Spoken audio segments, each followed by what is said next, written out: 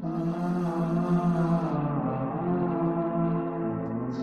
الحمد لله نحمده ونستعينه ونستغفره ونعوذ بالله من شرور أنفسنا وسيئات أعمالنا من يهده الله فلا مضل له ومن يضلل فلا هادي له وأشهد أن لا إله إلا الله وحده لا شريك له وأشهد أن نبينا محمد عبده ورسوله أدى الأمانة ونصح الأمة وجاهد في الله حق جهاده عليه الصلاة والسلام.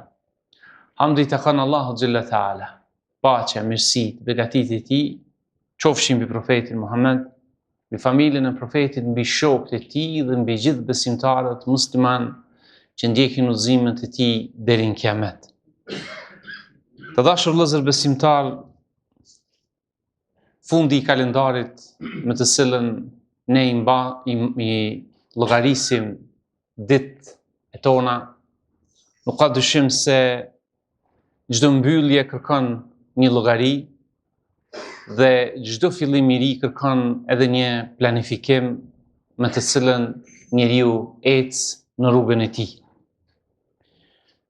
Nuk ka dyshim se fundi dhe fillimi i një kalendari kanë momente, qofshin ato materiale, pra llogari materiale që njeriu duhet t'i bëj për veten, për familjen, dhe ka dhe momente edukative domethënë se për ti që duhet t'i bëj këtë llogari. Sa i përket atyre materialeve është një çështje në vete, do thotë nuk është sot momenti të shpalosim, por është më e udhës, pra t'ia parashtrojmë vetes disa udhëzime ose disa pyetje udhëzuese për momente edukative që duhet dhe na vy neve tash e tutje, pra këtë vetëri që vetësa kemi hy. Pyetjet janë thjeshta, çfarë kemi realizuar gjatë vitit, do thotë çfarë duhet përmisoj unën si individ në këtë vit dhe cilat janë planet për ngritjen shpirtërore. Pra janë momentet shpirtërore edukative për të cilën janë në interes të tonin. Pse besimi duhet me qenë prioritet në llogarinë tona? Atëherë janë disa arsye dhe e para është sepse besimi nxit veprat mira dhe frenon nga mëkatet. Besimi e nxit njeriu gjithherë të bëj punë të mira. Kur thon punë të mira, hyn ato të cilët besimtari përfiton në jetën e kësaj bote, qoftë si individ, qoftë si familje, si shoqëri, por dhe punë të mira hyn edhe ato për të cilat ne i bëjmë me llogarinë dhe me shpresën në shpërblimin e madhe të Zotit Gjelle Taala. Walladhina amanu wa amilu s-salihati ulaika ashabul janna hum fiha khalidun. Allahu Gjelle Taala thot kush synon xhenetin, duhet të ecë në rrugën e besimtarit, pra ata që kanë besu dhe kanë vepruar vepra të mira, ata janë banor të xhenetit. Hum fiha khalidun, në të do të jenë përgjithmonë. Pastaj do të gjejmë udhëzime profetike ku pejgamberi sallallahu alaihi wasallam i lidh veprat, qofshin ato të thjeshta të jetës sonë, e lidh me besim në Allahun dhe në llogarinë para Zotit Gjelle Taala. Thot pejgamberi sallallahu alaihi wasallam, kush e beson Allahun dhe ditën e llogarisë, le të flas mirë ose le të hesht. Pjesa tjetër e hadithit është kush e beson Allahun dhe ditën e llogarisë, le të mos e dëmtoj kujshien e tij. Pra, vendosja e besimit në krye prioritete, ai frymson ose jep frym, jep kuptim fjalëve tona, veprave tona dhe sjelljeve tona. Për ata, besimi duhet të jetë prioritet jonë. Tjetër arsye për besimtarin është ndikimi psikologjik dhe shpirtëror.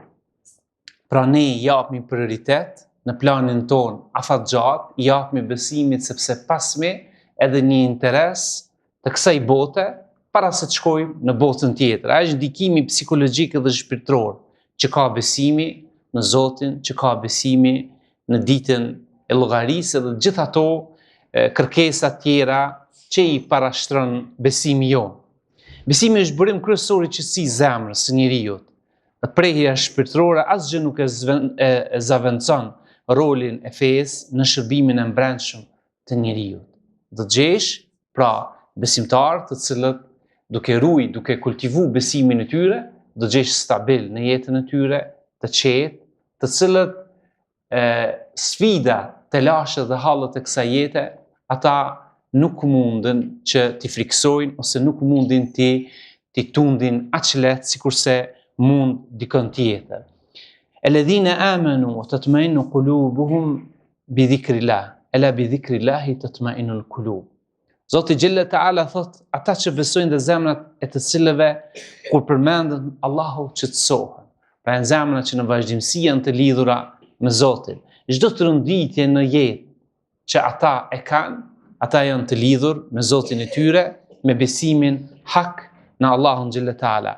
Pastaj ajeti kuranor përfundon zemrat qetësohen me përmendjen e Zotit.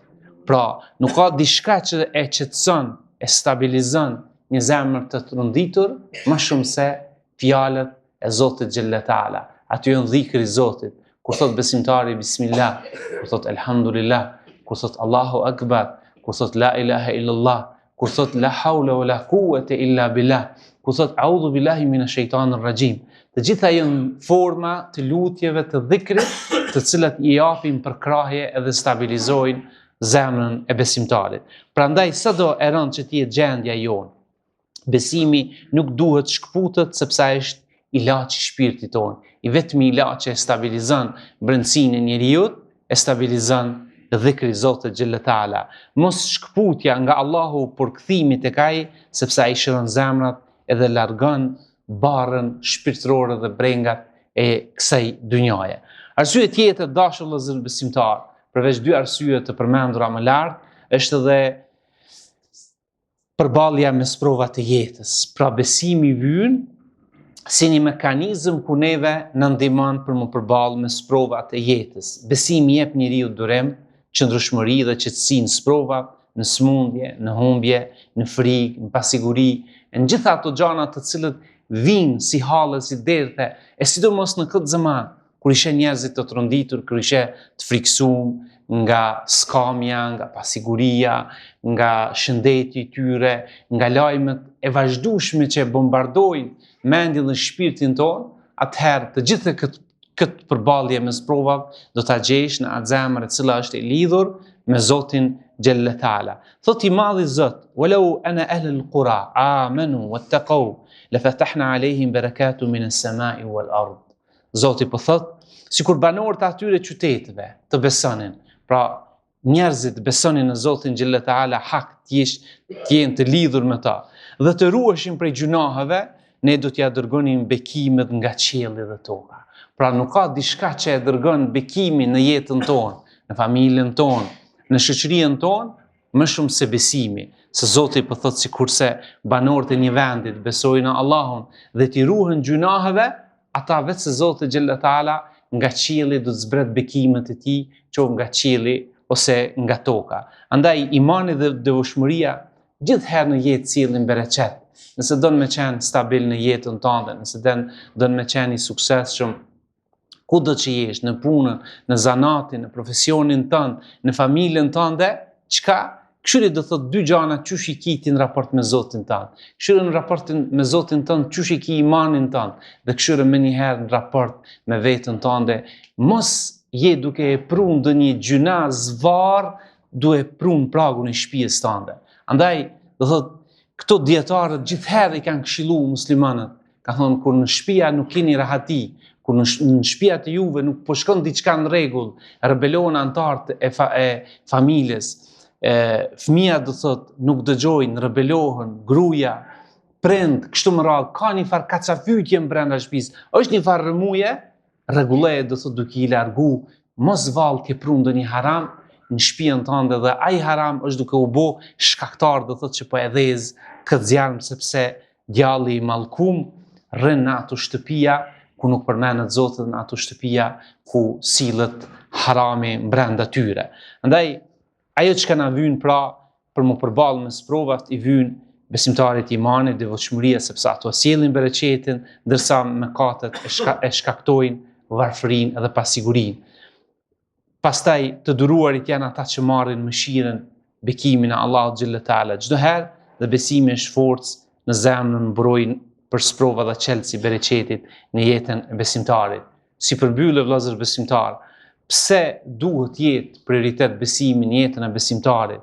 Pra kur besimi është prioritet, jeta gjithherë merr kuptimin e saj. Kur besimi lihet anash, kur besimi bëhet një farë tendence për me bo një farë pazari me të se one kur më vynë mu në raste emergjente, këshyra më bo një farë muslimoni si ma i devotshëm, kjo tendencë dhe thot nuk duhet me qenë në jetën e besimtarit. Por besimtari gjithherë tenton që mi dhonë përparësi besimi i tij dhe nuk e shet ose jep prioritet dhe e din që është parim në jetën e tij dhe aty nuk lëshon pej, e bën luftën më të madhe për mos mia vjedh dikush besimin.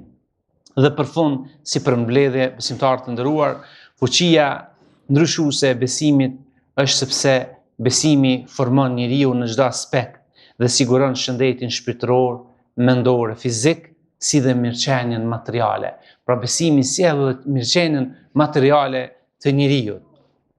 Tjetër prej mësimeve ose mesazheve të kësaj hutbe mundemi t'i nxjerrim se kushti i funksionimit të besimit është që duhet të jetë i vazhdueshëm dhe thelbësor. Pa të, pa besimi ose jeta jon merr kahje tjetër. Ripërtrirja e besimit duhet të jetë e vazhdueshme në jetën e besimtarit, sepse sipas udhëzimeve profetike, besimi nuk është statik, ai nuk rrin me një vend, dobësohet, paksohet dhe shtohet. Shtohet me vepra të mira dhe paksohet me gjunohe dhe vepra të këqija. Dhe për fund, mjetet e ripërtrirjes së besimit janë gjithherë veprat e mira dhe largimi nga gjunohet. Elus Allah xhela taala që Zoti na bën neve që të vendosim besimin si prioritet në jetën tonë, që sjell mirësinë e Zotit xhela taala, sjell bekimet e tij mbi neve, mbi familjen dhe mbi shoqërinë tonë. Elus Allah xhela taala që të na ruaj neve, na bën që të jetë një vit i mbar për neve, për familjet tona, për shoqërinë tonë. Na ruaj Allah xhela taala prej çderëve, prej belave, këtë vend t'ja jep mbarën, t'ja jep më të mirit, më të mençurit, më dishmit, atij i cili e udhëheq këtë vend, ja ka frikën Zotit, që mos ta çoj këtë vend në dëm, të gjithë atyre që tentojnë me bë përçarje në emër të fesë, në emër të kombit, në emër të tendencave të ndryshme, sepse çdo shoqëri i ka edhe hipokritë të saj, brenda saj, që janë të veshur me të njëjta tesha, folin të njëjtën gjuhë, por ata janë hipokrit, janë alaat, janë shejtan, të cilët paguhen dhe punojnë për përçarjen, për tendenca, për kriju kriza të ndryshme brenda shoqërisë. E lut Allah xhela taala që kurthat e tyre, Allahu t'i çon shtëpiat e tyre. E lut Allah xhela taala që këtyre njerëzve të cilët tentojnë me bë përçarje në këtë popull, Allah xhela taala mos t'ia mundsoj këto gjana, mos t'ia mundsoj këto plane, t'ia prish këto plane. E neve Zotit na bën këtë vetë që jemi më afër tij, që jemi më të vetëdijshëm, kemi besim më të plotë dhe më të fuqishëm në madhninë e Allahut xhela taala, sepse vetëm duke pas besim dhe duke u ruajtur nga gjunaat, Allahu xhela taala çon mbi neve bereqete dhe çon bekimet e tij hyjnore. Hadha wa sallallahu ala nabina Muhammad.